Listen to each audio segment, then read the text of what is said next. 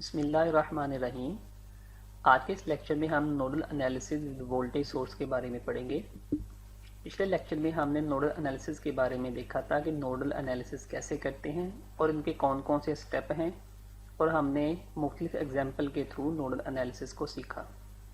आइए अब nodal analysis with voltage source के बारे में पढ़ते हैं। Nodal analysis with voltage source में हमारे पास टू केस होंगे। केस वन में हम ये डिस्कस करेंगे कि अगर हमारे पास वोल्टेज सोर्स कनेक्टेड है between reference node and non reference node में, इस सूरत में हम नॉन रेफरेंस वोल्टेज को सोर्स वोल्टेज कंसीडर करेंगे।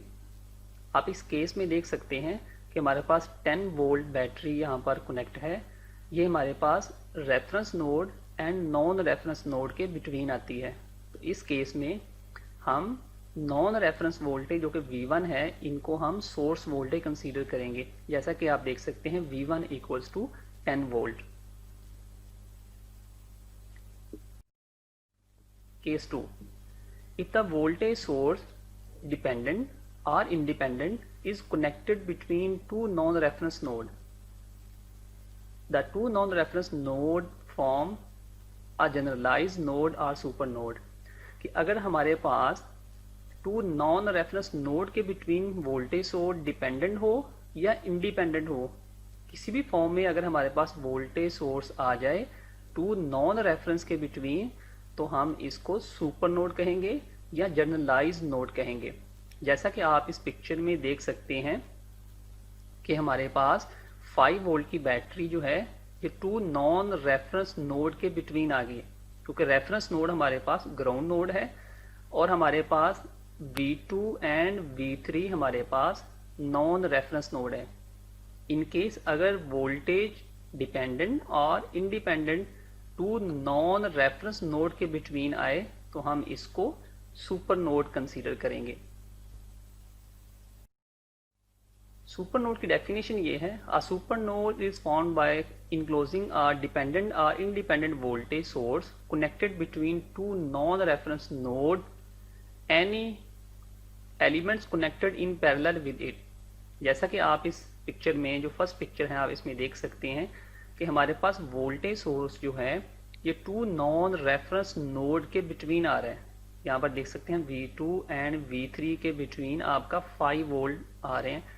तो ये क्या होगा, ये एक सुपर नोड होगा। सेकंड पिक्चर में आप देख सकते हैं हमारे पास ये ग्राउंड है, ग्राउंड को हम रेफरेंस कहते हैं, और नॉन रेफरेंस नोड क्या है, ये हमारे पास V1 एंड V2 है। आप जैसा कि इसमें देख सकते हैं कि हमारे पास 2 वोल्ट बैटरी जो है ये नॉन रेफरेंस नोड के बिटवीन आ रही है, तो इसलिए ये क्या बनेगा, सुपर नोड। और इसके पैरेलल में जो रेजिस्टेंस हुआ है 10 ओहम, ये भी एज अ सुपर नोड के तौर पर कंसीडर होगी। तो ये कंप्लीट एक सुपर नोड होगा। आप फिगर 3 में भी देख सकते हैं कि non reference node V1 and V2 के बिटवीन 10 वोल्ट बैटरी आ रही है, तो ये भी हमारे पास एक सुपर नोड होगा। एंड 5I जो हमने यहाँ पर लिखा हुआ, ये करंट डिपेंडेंट वोल्टेज सोर्स है। तो यहाँ आप देख सकते हैं कि ये भी आपके टू नॉन रेफरेंस नोड के बिटवीन आ रहा है, तो इस वजह से ये भी एक सुपर नोड होगा। तो पहला हमने केस पढ़ा था कि अगर आपकी battery reference node and non reference node के बिटवीन आए, जैसा कि आप ये फर्स्ट पिक्चर में आप देख रहे हैं। फर्स्ट केस में अगर आपकी battery non reference and reference node के बिटवीन आए तो हम इस बैटरी के वोल्टेज को नॉन रेफरेंस वोल्टेज कंसीडर करेंगे। और अगर आपकी बैटरी नॉन रेफरेंस नोड के बिटवीन आए तो इन केस में हम इसको सुपर नोड कंसीडर करेंगे। आइए अब हम डिफरेंट एग्जाम्पल से सुपर नोड को सीखने की कोशिश करते हैं कि हम इसको कैसे सॉल्व करेंगे। ये बात ज़हन नशीन रखें कि सुपर नोड के ऊपर आप KCL एंड KVL दोनों को अप्लाई करेंगे। इस एग्जाम्पल में आप देख सकते हैं हम प्रैक्टिस करेंगे केस 1 की। केस 1 ये था कि अगर आपकी वोल्टेज सोर्स कनेक्टेड हो between reference and non reference के, फिर हम क्या करेंगे। तो इस केस 1 में हम देखते हैं इस प्रॉब्लम को सॉल्व करके कि हम कैसे नोडल वोल्टेज फाइंड करेंगे। यहाँ पर इस पिक्चर में आपके सामने 12 वोल्ट बैटरी है, पॉजिटिव अपर टर्मिनल पॉजिटिव है और 6 वोल्ट बैटरी का अपर टर्मिनल नेगेटिव है। जैसा कि आप यहाँ पर देख रहे हैं, we can not use ohm law to find the currents through the battery since we don't know the resistance of the battery, क्योंकि हमें आइडिया नहीं है कि बैटरी की रेजिस्टेंस क्या है। तो जैसा कि हमने केस 1 में पढ़ा था कि अगर voltage source connected between reference and non reference node की होगा तो हम इस बैटरी के वोल्ट को इस नॉन रेफरेंस नोड को इक्वल होंगे। तो यहाँ पर हमारे पास 12 वोल्ट जो होंगे वो V1 इक्वल्स टू 12 वोल्ट हो जाएंगे। इसी तरीके से हमारे पास -6 वोल्ट, हम V3 को -6 वोल्ट कंसीडर करेंगे।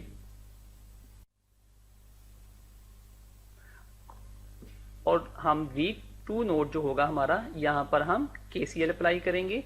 जब हम यहाँ पर KCL अप्लाई करेंगे तो आप देख सकते हैं कि हमने करंट की डायरेक्शन I2 इनकमिंग, I1 भी इनकमिंग एंड I3 आउटगोइंग है। तो हम लिखेंगे current entering equals to current leaving. So at node 2 I1 plus I2 equals to I3। I1 जैसा कि आप जानते हैं V1 हम लिखेंगे, V1 करंट यहाँ से स्टार्ट हो रहा है, V1 minus V2 divide by 12 kilo ohm, V1 minus V2 divide by 12 kilo ohm plus, क्योंकि अब बारी है I2 की। I2 आप जानते हैं कि V3 is potential higher than V2, तो करंट की डायरेक्शन जो है वो V3 से V2 की तरफ हो रही है। तो हम लिखेंगे V3 minus V2 divide by 12K, जो कि इसकी रेजिस्टेंस है, इक्वल्स टू, अब I3 के हमने करंट की इक्वेशंस को लिखना है। सो I3 starting from V2 node, तो V2 से ग्राउंड की तरफ फ्लो हो रही है, तो हम लिखते हैं V2 minus 0 divide by 6 kilo ohm, क्योंकि 0 की वैल्यूज नहीं होती इसलिए हम जस्ट ये भी लिख सकते हैं V2 divide by 6 kilo ohm. तो हमने लिखा V2 डिवाइड बाय 6 किलो। अब यहाँ पर हमने 12 के एलसीएम लिया, एलसीएम लेने के बाद हमने इस इक्वेशंस को प्रॉपर्ली रीराइट किया। रीराइट करने के बाद हमारे पास जो वैल्यूज आई वो आई V2 equals to 3/2V equals to 1.5, means V2 की वैल्यूज आई हमारे पास 1.5 वोल्ट। इस तरीके से अगर हम इस V2 की वैल्यूज को हम यहाँ पर रिप्लेस कर दें, यहाँ पर अगर हम रिप्लेस करते हैं तो रिप्लेस करने से हमारे पास I1, I2 एंड I3 की वैल्यूज निकल आएगी। तो जैसा कि हमने पहले देखा था कि V1 की वैल्यूज 12 ओम है, 12 वोल्ट है, तो हमने रिप्लेस कर दी 12 वोल्ट को हमने यहाँ पर रिप्लेस किया V1 12 माइनस V2 की भी हमें वैल्यूज का पता चल गया 1.5। सो 12 माइनस 1.5 डिवाइड बाय 12K, तो इसकी वैल्यूज आएगी 0.87 मिली एम्पेयर। सेम I2 के लिए हमने यहाँ पर वैल्यूज लिखी थी I2 equals to V3 minus V2 over 12K। तो यहाँ पर हम देख सकते हैं कि V3 की वैल्यूज क्या थी, V3 की जो वैल्यूज थी हमारे पास वो -6 वोल्ट थी। तो हम यहाँ पर जब रिप्लेस करेंगे -6 माइनस V2 की वैल्यूज का हमें आइडिया है -1.5, तो ये हमारे पास आ जाएगा करंट 0.625 मिली एम्पेयर। इसी तरह हम I3 की वैल्यूज को भी फाइंड कर सकते हैं। सो I3 हमने लिखा था ऊपर V2 ओवर 6K, V2 हमने वैल्यूज फाइंड कर ली 1.5 volt. So 1.5 divide by 6K equals to 0.25 milli ampere. So इसी तरीके से हम I4 की वैल्यूज को भी निकाल सकते हैं। I4 बेसिकली क्या है कि हम I4 जो हमारे पास यहाँ पर है 6 किलो ओम। सो आपको V1 की वैल्यूज का पता है, V3 वैल्यूज का पता है। सो अगर हमने करंट फाइंड करना हो 6 किलो ओम रेजिस्टेंस में कितना करंट फ्लो कर रहा है, तो हम जस्ट लिखेंगे V1 minus V3 divide by 9 kilo ohm. तो यहाँ से हमारे पास I4 की वैल्यूज आ जाएगी 2 milli ampere. Can we now find the current through the battery? Yes, हम यहाँ पर फाइंड कर सकते हैं, क्योंकि हमें ये आइडिया है कि यहाँ से कितनी करंट फ्लो कर रही है V1 से।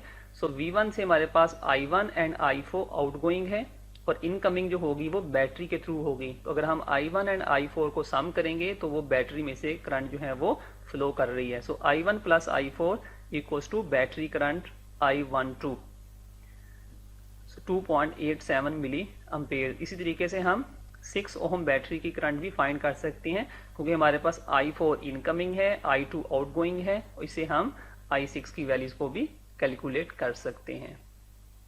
तो ये था हमारे पास केस वन। केस वन में हमने क्या किया था कि हमने ये जस्ट आइडेंटिफाई किया था कि हम अगर बैटरी हमारी नॉन रेफरेंस नोड और रेफरेंस नोड के बिटवीन आए तो हम क्या करेंगे। इस केस में हम जो बैटरी के वोल्टेज हैं उनको हम नॉन रेफरेंस नोड के वोल्टेज कंसीडर करेंगे। आइए अब हम देखते हैं केस टू। जब बैटरी हमारी टू नॉन रेफरेंस नोड के बिटवीन आएगी, इस सूरत में क्या होगा। इस सूरत में ये सुपर नोड कहलाएगा, और सुपर नोड को हम कैसे सॉल्व करेंगे ये आइए अब हम देखते हैं।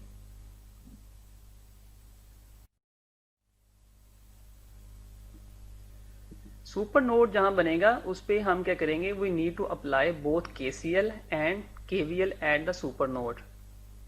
हमने सबसे पहले क्या करना है, हमने KCL अप्लाई करना है। जैसा कि आप यहाँ पर देख सकते हैं इस पिक्चर में सुपर नोड बन रहा है हमारे पास। तो इस सुपर नोड में आप देख सकते हैं कि V2 एंड V3 के बिटवीन वोल्टेज सोर्स है। तो एक्चुअली में क्या है कि V2 एंड V3 आपस में कॉमन पॉइंट हो गए।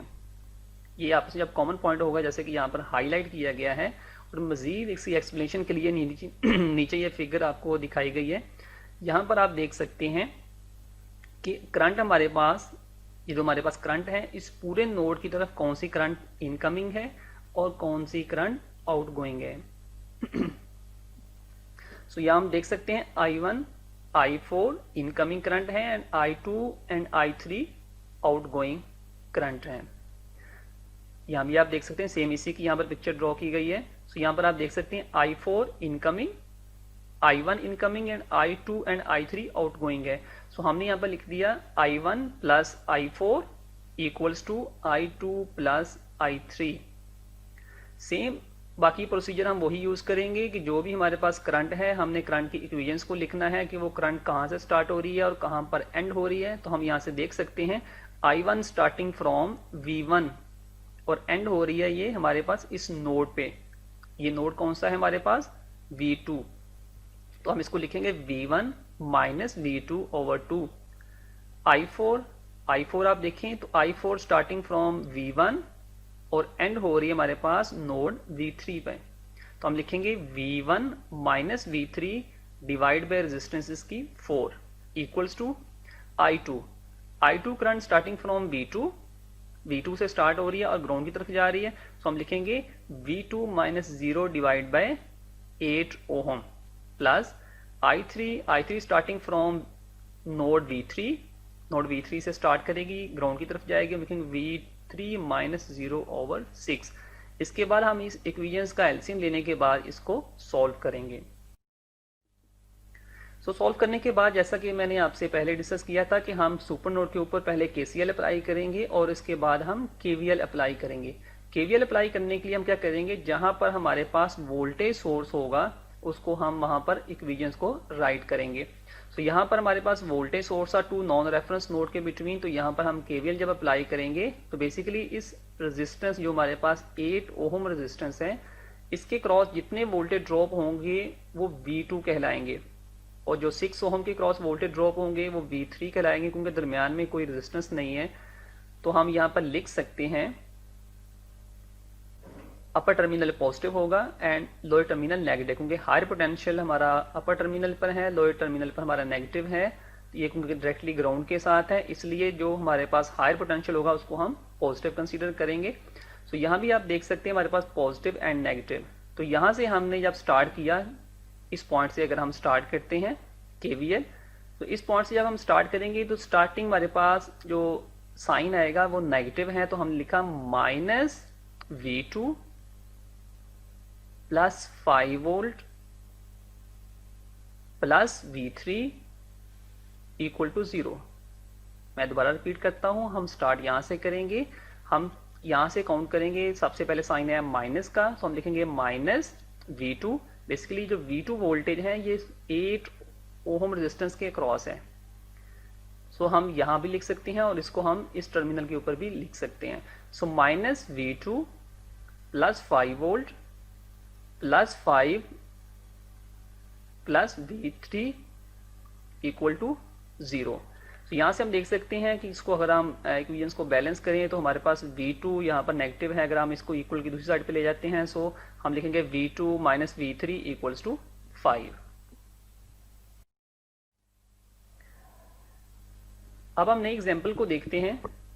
हम इस एग्जाम्पल में जैसा कि हमारे सामने ये नज़र आ रही है, तो इसमें हम देखेंगे कि कैसे हम नॉन रेफरेंस नोड के बिटवीन आने वाले वोल्टेज को सॉल्व करते हैं।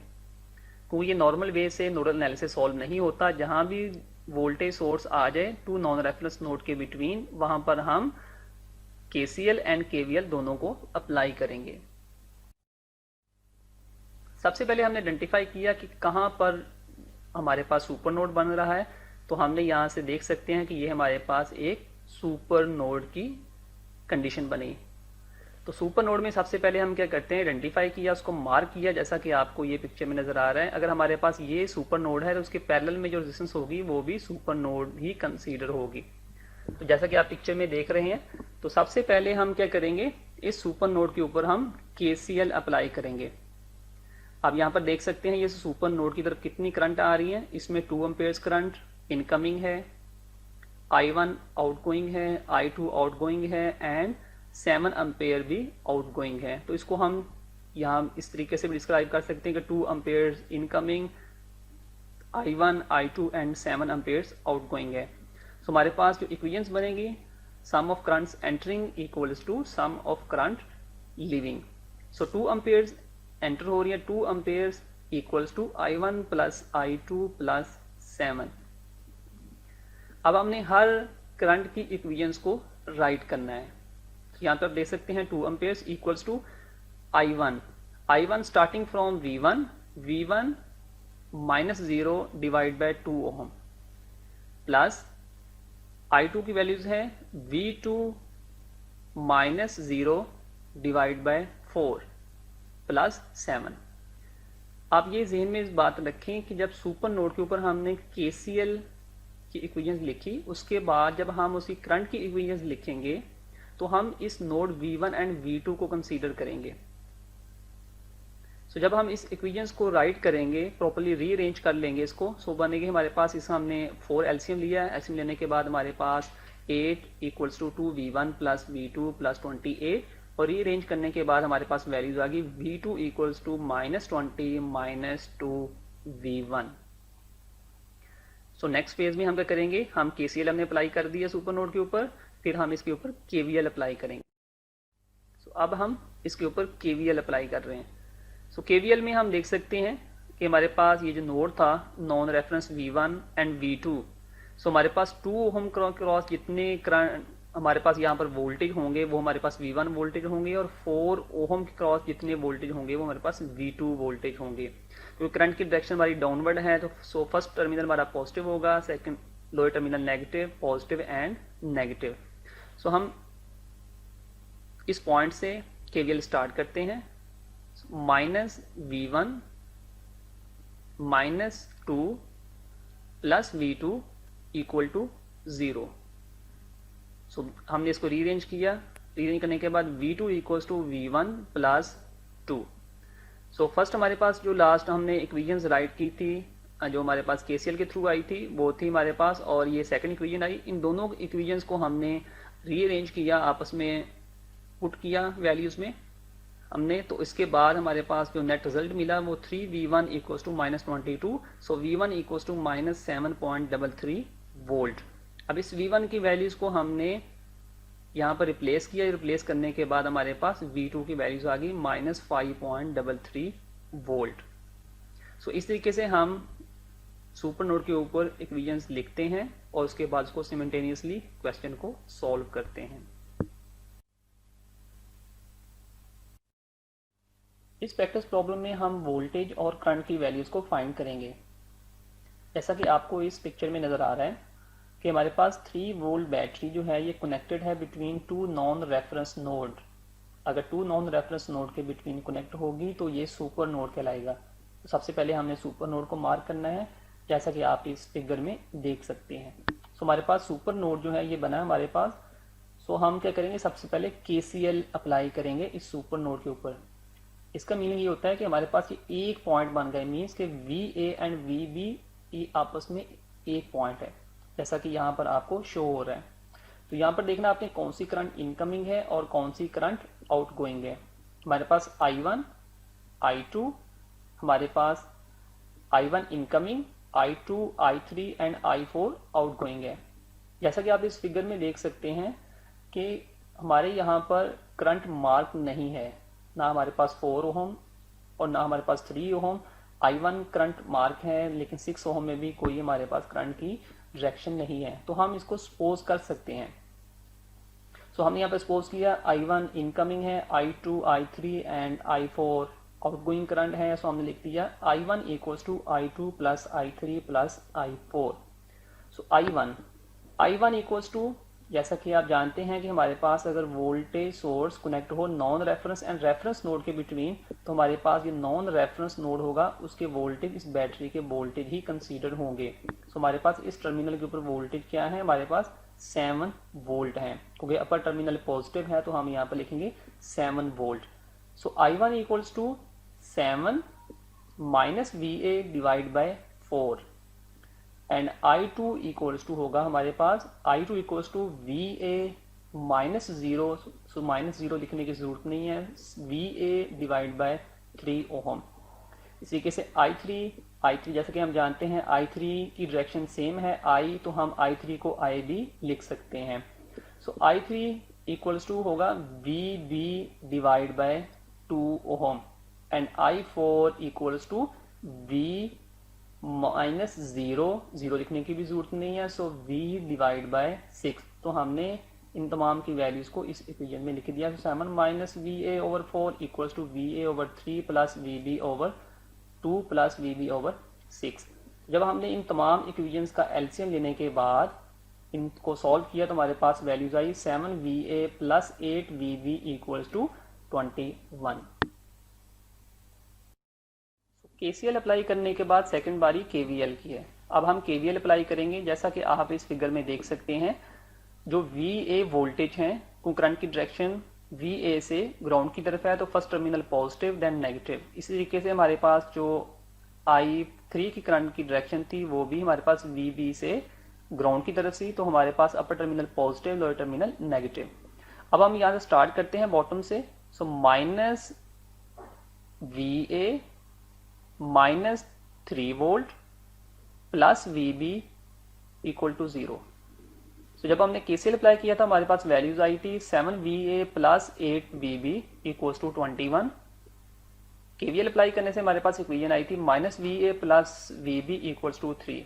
सो अगर हम इक्वेशन 2 को 7 से मल्टीप्लाई करेंगे तो हमारे पास इक्वेशन को आपस में ऐड करने से हमारे पास 7VA एंड 7VA कैंसिल हो जाएंगे, हमारे पास VB की वैल्यूज आ जाएगी। So VB equals to 42 divide by 15 volt.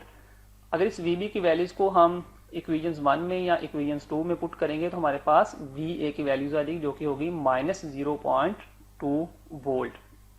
सो हमारे पास वैल्यूज आ गई VA equals to minus 0.2 volt. So हमने क्या फाइंड करना था, हमने V एंड I की वैल्यूज को फाइंड करना था। हमारे पास V की वैल्यूज क्या थी, क्योंकि हमारे पास ये आप देख सकते हैं V, इसको हमने VA कंसीडर किया था। सो V इक्वल्स टू VA, सो हमारे पास आंसर है माइनस 0.2 वोल्ट। और I की हमने वैल्यूज को फाइंड करना है। सो I इक्वल्स टू, हमने इस पॉइंट के ऊपर वोल्टेज कंसीडर किया था VB, पॉइंट VB। सो VB की वैल्यूज है हमारे पास, VB की वैल्यूज हमारे पास 42 डिवाइड बाय 15 थी, तो इसको अगर हम 2 से डिवाइड करेंगे तो हमारे पास आंसर आएगा 1.4 एम्पेयर। आइए अब हम एक बड़े सर्किट को सॉल्व करने की कोशिश करते हैं। जैसा कि आप इस सर्किट में देख सकते हैं कि हमारे पास 2 वोल्टेज सोर्स हैं, माइनस 20 वोल्ट एंड 3Vx। ये हमारे पास वोल्टेज डिपेंडेंट वोल्टेज सोर्स है और ये हमारे पास इंडिपेंडेंट सोर्स है। ये दोनों हमारे पास जो सोर्स हैं ये टू नॉन रेफरेंस नोड के बिटवीन आए हैं। आइए देखते हैं कि इनको हम कैसे सॉल्व करते हैं। सबसे पहले हमने मार्क किया कि ये हमारे पास एक वोल्टेज सोर्स था, तो ये हमारे पास एक सुपर नोड बन गया। जैसा कि इस फिगर में आप देख सकते हैं ये एक सुपर नोड है और एक हमारे पास पॉइंट हमारे पास 3 और 4 के बिटवीन आया, तो इसलिए हमने इसको भी सुपर नोड कंसीडर किया। सो केसीएल अप्लाई करते हैं सबसे पहले हम इस नोड के ऊपर। हमारे पास पॉइंट VA एंड VB, हमारे पास ये नोड VA एंड VB है, तो इसलिए हमने यहाँ पर लिख दिया एट सुपर नोड 1 2 मीन्स ये हमारे पास जो VA एंड V2 लिखा है, आप इसको कोई भी नेम दे सकते हैं, ये आप पे डिपेंड करता है। कोशिश करें कि जो नेम गिवन होगा सर्किट में उसी को ही आप यूज करें। इसके ऊपर इस पॉइंट पे आप देख सकते हैं हमारे पास करंट इनकमिंग कौन सी है, हमारे पास यहाँ पर I3 current and 10 Ampere's incoming है एंड आउटगोइंग हमारे पास है I2 एंड I1। हम लिख सकते हैं current entering equals to the sum of current leaving. I3 plus 10 equals to I1 plus I2। जैसा कि आप जानते हैं I3 की अगर हमने इक्वेशंस लिखनी हो, I3 हमारे पास जो करंट है ये स्टार्टिंग फ्रॉम V3 और एंड हो रहा है हमारे पास V2 पे। हम लिख सकते हैं V3 minus V2 divide by 6। तो हमने यहाँ पर लिख दिया इसको V3 minus V2 over 6 plus 10 equals to I1 की जो वैल्यूज है, I1 स्टार्टिंग फ्रॉम V1 इस पॉइंट से स्टार्ट हो रही है और एंड हो रही है ये V4 पे। हम लिख सकते हैं V1 minus V4 divide by Vx। हमने यहाँ पर लिख दिया divide by divide by 3 ohm. तो हमने उसको V1 minus 4 divide by 3 ohm लिख दिया प्लस I2 आप देख सकते हैं V1 माइनस 0 डिवाइड बाय 2। हम लिख दिया V1 ओवर 2 क्योंकि 0 लिखने की जरूरत नहीं है। अगर हम इसको रीअरेंज करेंगे तो रीअरेंज करने के बाद हमने इसका एलसीएम लिया, एलसीएम लेने के बाद हमारे पास जो नेट इक्वेशन आई वो 5V1 plus V2 minus V3 minus 2V4 equals to 60। तो किसी भी सर्किट को सॉल्व करने के लिए सबसे मेन जो काम होता है वो इक्वेशंस को राइट करना होता है। जब इक्वेशंस आप प्रॉपर्ली राइट कर लें उसके बाद रीअरेंज करना इतना मुश्किल नहीं होता। हमने फर्स्ट नोड के ऊपर सुपर नोड के ऊपर हमने इक्वेशन लिखी, इसी तरीके से हम सुपर नोड 2 के ऊपर इक्वेशंस लिखेंगे। सुपर नोड 2 के ऊपर आप देख सकते हैं कितनी करंट एंटरिंग है और कितनी करंट्स जो है वो लीव कर रही हैं। आप देख सकते हैं I1 एंटर हो रही है और बाकी I3, I4 and I5 leave कर रही हैं। आप लिख सकते हैं sum of current entering equal to sum of currents leaving. I1 equals to I3 plus I4 plus I5। तो आप लिख सकते हैं I1 की वैल्यूज जो है वो starting from V1 and and हो रही है ये V4 पे। V1 minus V4 divide by 3 ohm and I3 starting from V3 और एंड हो रही है ये V2 के ऊपर। तो हम लिखेंगे V3 minus V2 divide by 6 ohm. I4 starting from V4 और एंड हो रहा है हमारे पास ग्राउंड रेफरेंस नोड पे। तो हम लिखेंगे V4 divide by 1 ohm and I5 हम लिखेंगे V3 डिवाइड बाय 4 ओहम। तो अगर हमने इसको रीअरेंज किया तो रीअरेंज करने के बाद हमारे पास जो नेट इक्वेशंस बनी वो हमारे पास 4V1 plus 2V2 minus 5V3 minus 60V4 equals to 0। KCL हमने अप्लाई कर दिया, अब हम KVL अप्लाई करेंगे। We now apply KVL to the branches involving the voltage source, जैसा कि आपको इस फिगर में नजर आ रहा है। सबसे पहले हम लूप 1 कंसीडर करते हैं। Minus V1 plus 20 plus V2 equal to 0। तो रीअरेंज करने से हमारे पास वैल्यूज आई V1 minus V2 equals to 20। इसी के साथ लूप 2 में minus V3 plus 3Vx plus V4 equal to 0। So इसमें क्योंकि ये वोल्टेज डिपेंडेंट वोल्टेज सोर्स है, Vx की वैल्यूज जो हम यहाँ पर फाइंड करेंगे वो होगी इस वोल्टेज के क्रॉस, इस रेजिस्टेंस के क्रॉस जो वोल्टेज ड्रॉप हो रहे हैं वो होंगे V1 minus V4 equals to Vx। So हम यहाँ से ये जो Vx की वैल्यूज हमने फाइंड की है इसकी वैल्यूज को हम लूप 2 में 3Vx में रिप्लेस जब करेंगे तो हमारे पास Vx की जगह पे हम इसको V1 माइनस V4 को पुट करने से हमारे पास जो नेट रिजल्ट बनेगा वो होगा 3V1 minus V3 minus 2V4 equal to 0। Loop 3 में हम क्या करेंगे, हम एक इस पॉइंट से अगर हम स्टार्ट करते हैं, सो हमारे पास सबसे पहले Vx माइनस 3Vx, इसमें क्योंकि I3 करंट फ्लो कर रही है तो इसके क्रॉस जो वोल्टेज होंगे वो होंगे हमारे पास 6I। तो इसमें हम लिख सकते हैं हमारे पास जो वोल्टेज है वो 6I3 minus 20 equal to 0। So हमने यहाँ पर लिख दिया Vx minus 3Vx plus 6I3 minus 20 equal to 0, क्योंकि हमें यहाँ पर पता है कि हमारे पास जो वैल्यूज़ है Vx की वो है V1 माइनस V4, तो जहाँ जहाँ भी हमारे पास Vx होगा वहाँ पर हम इन वैल्यूज़ को रिप्लेस कर सकते हैं। सो हमारे पास हम ये भी लिख सकते हैं कि हमारे पास जो 6I3 है वो बेसिकली हमारे पास है V3 माइनस V2, मीन्स यहाँ पर जो वोल्टेज होंगे इन दोनों वोल्टेज का अगर हम डिफरेंस लेंगे तो वो हमारे पास इस रेजिस्टेंस के क्रॉस वोल्टेज आ जाएंगे। सो हम लिख सकते हैं 6I3 equals to V3 minus V2। We need 4 voltage V1, V2, V3 and V4, and it requires only 4 out of 5 equations to find them. We can eliminate one node voltage so that we solve 3 simultaneously equations instead of 4. तो हमारे पास हमें क्योंकि इसमें पता है कि V1 minus V2 equals to 20 है, सो यहाँ से V2 की वैल्यूज क्या निकलेगी V1 माइनस 20। सो इन तमाम इक्वेशंस में जहाँ जहाँ पे आपको V2 की वैल्यूज का पता है वहाँ पर आप रिप्लेस कर दें V1 माइनस 20। जब V1 माइनस 20 यहाँ भी पुट करेंगे, यहाँ भी पुट करेंगे, इसके बाद आप इस इक्वेशन में पुट करेंगे तो आप देखेंगे कि हमारे पास V1 जो है वहाँ से पुट करने पे V2 की वैल्यूज पुट करने से हमारे पास V2 की जो वैल्यूज है वो एलिमिनेट हो गई। तो हमारे पास जो नेट रिजल्ट बनेगा वो होगा हमारे पास 3V1 minus V3 minus 2V4 equal to 0, 6V1 minus V3 minus 2V4 equals to 80 and 6V1 minus 5V3 minus 16V4 equals to 14। तो यहाँ पर आप देख सकते हैं हमारे पास ओनली 3 वेरिएबल्स रह गए हैं V1, V3 एंड V4। अगर हम इन वेरिएबल्स को कैलकुलेट कर लेते हैं तो हम V1 की वैल्यूज़ को अगर हम यहाँ पर रिप्लेस करेंगे तो हमारे पास V2 की वैल्यूज़ भी आ जाएगी।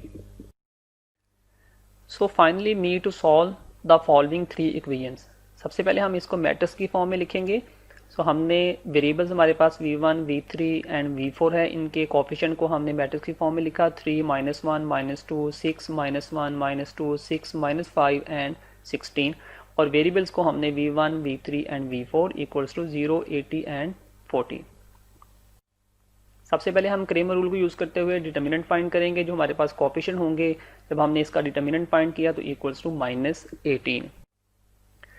अगर हमने डेल्टा 1 फाइंड करना तो हम क्या करेंगे, हमारे पास ये जो मैट्रिक्स कॉलम था इसमें हमने 3, 6 एंड 6 जो हमारे पास वेरिएबल्स V1 के कोफिशिएंट थे इनकी जगह पे हमने कांस्टेंट की वैल्यूज़ को रिप्लेस कर देंगे। जो हमारे पास कांस्टेंट 0, 80 एंड 14, इसकी वैल्यूज़ को हम रिप्लेस कर देंगे हम कोफिशिएंट V1 के साथ। सो हमने रिप्लेस किया तो हमारे पास जो इससे हमारे पास वैल्यूज़ आई वो आई -480। सेम अगर हमने V3 की वैल्यूज़ को फाइंड करनी है तो हम क्या करेंगे, V3 के जो हमारे पास कोफिशिएंट हैं उनकी जगह पर हम इन कांस्टेंट की वैल्यूज़ को रिप्लेस कर देंगे। सो हमारे पास वैल्यूज़ आई -3120। इस तरीके से अगर हमने V4 की वैल्यूज़ को फाइंड करना है तो V4 के जो हमारे पास कोफिशिएंट होंगे उन कोफिशिएंट की जगह पे हम इन कांस्टेंट की वैल्यूज़ को रिप्लेस करेंगे। सो इसे हमारे पास डेल्टा 4 की वैल्यूज़ आ जाएगी 840। जब हमारे पास determinant delta 1, delta 2, delta 3 and delta 4 की वैल्यूज़ आ जाएगी तो वहाँ से हम V1, V2 एंड V3 की वैल्यूज़ को कैलकुलेट कर लेंगे। So V1 equals to delta 1 over delta, so -480 divide by -18 equals to 26.667 volt, and V3 equals to delta 3 over delta equals to -3120 divide by -18, so answer 173.33 volt. V4 equals to delta 4 over delta 840 divide by -18 equals to -46.667। सो जब हमारे पास V1, V3 and V4 की values आ जाएगी सो हम V2 की values भी calculate कर सकते हैं। सो हमें पता था V2 equals to V1 -20, so V1 का हमें पता चल गया 26.667, तो हमने वैल्यूज को रिप्लेस किया, -20 किया तो हमारे पास वैल्यूज आ गई V2 की 6.66 वोल्ट। अगर आप क्रेमर रूल की डिटेल जानना चाहते हैं तो इसके ऊपर मैंने अपना एक लेक्चर यूट्यूब चैनल के ऊपर अपलोड कर दिया है, वहाँ से आप डिटेल के साथ क्रेमर रूल को सीख सकते हैं, जिसमें 2x2 मैट्रिक्स और 3x3 मैट्रिक्स को सॉल्व किया गया है कि हम किसी भी लीनियर इक्वेशंस को कैसे by using Cramer rule solve कर सकते हैं। इसके अलावा मैटलैब को यूज़ करते हुए भी हम लीनियर इक्वेशंस को सॉल्व कर सकते हैं, उसके ऊपर भी मेरा एक लेक्चर अपलोडेड है। अगर आपको ये मेरी वीडियो अच्छी लगी है तो प्लीज़ सब्सक्राइब माई चैनल ताकि हर आने वाली वीडियोस आप तक पहुंचती रहे। Thank you so much for watching.